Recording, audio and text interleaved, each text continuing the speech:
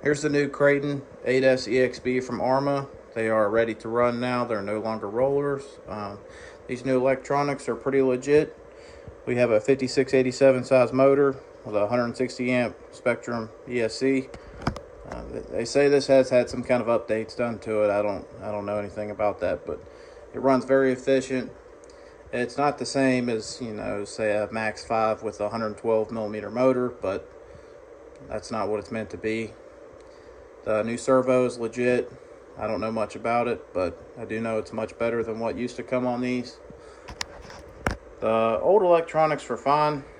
The motors were pretty undersized. I used to run 2339 on mine, and it only lasted a couple months like that before I burned it up. Gearing, I think on stock with this was 2347.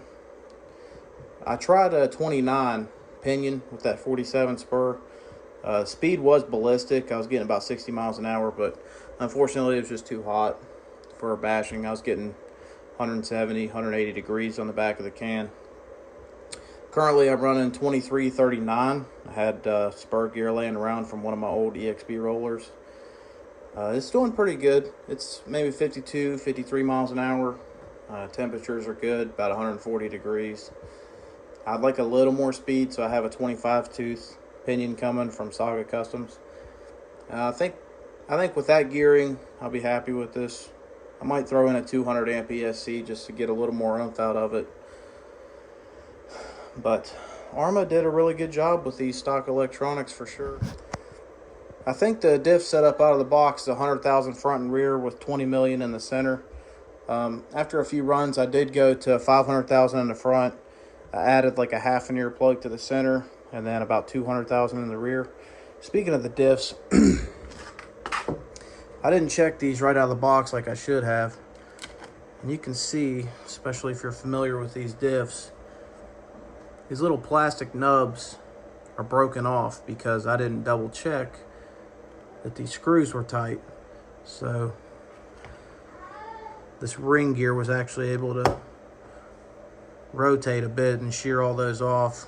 So Jenny's RC to the rescue. You can also see I've got some padding in the battery tray. It's just that sticky side felt padding I get at Home Depot.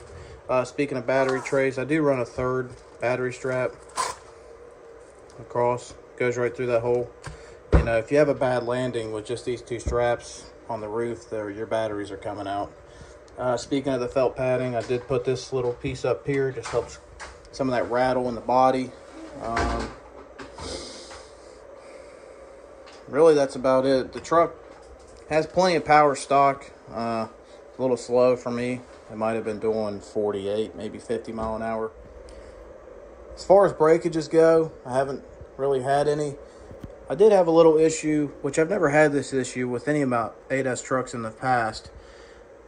This snap ring kept coming out that retains this bearing. I don't know why. I did put a 5/8 snap ring in there from Harbor Freight.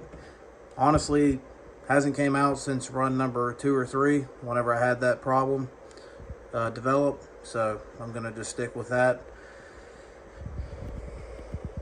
I think that is the only issue I've had.